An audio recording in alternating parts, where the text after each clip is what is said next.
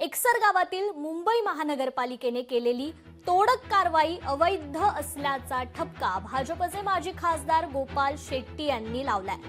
मुंबई महानगरपालिकेची रीतसर परवानगी घेऊन डिसेंबर 2024 मध्ये हे लॉन तयार करण्यात आले आहे।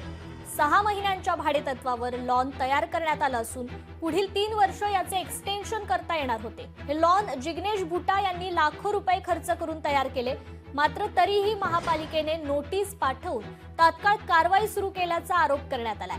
हायकोर्टातील सुनावणी पूर्ण होण्याच्या आधीच लॉनवर कारवाई करण्याची महानगरपालिकेच्या अधिकाऱ्यांना घाई का होती, असा सवाल गोपाळ शेट्टी यांनी उपस्थित केलाय। ही कारवाई म्हणजे संविधानाची पायमल्ली आहे। भाजप सरकार असूनही आपल्याला अशी लढाई लढावी लागतीये, अशी याची खंत असल्याचं गोपाळ शेट्टी यांनी व्यक्त केली आहे।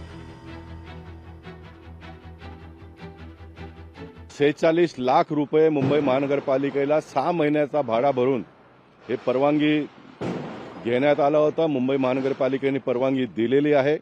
महाराष्ट्र शासनाचा कायदा हे म्हणतोय की 6 महिने 3 वर्षापर्यंत त्याला तुम्ही कंटिन्यू करू शकता।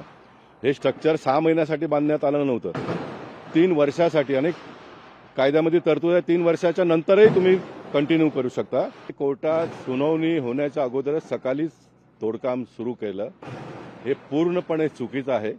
आणि म्हणून मी माझ्या राजकीय जीवनातला सर्वात मोठा आता निर्णय फेस लाईव्ह करून इथे आलोय। मी भारतीय जनता पक्षाच्या सर्व गतिविधीपासून थोड्या काळासाठी दूर होतोय। महानगरपालिकेला पैसे भरून परमिशन घेऊन हे काम केलं होतं आणि कोर्टाने सांगितलं बा एक्सटेन्शन आम्हाला देता येत नाही, तर महापालिकेने लेटर इश्यू करायला पाहिजे होतं, तुम्ही काढून घ्या, अन्यथा आम्ही काढू आणि काढण्यासाठी जे काय खर्च लागेल तेही तुमच्याकडनं आम्ही वसूल करून घेऊ।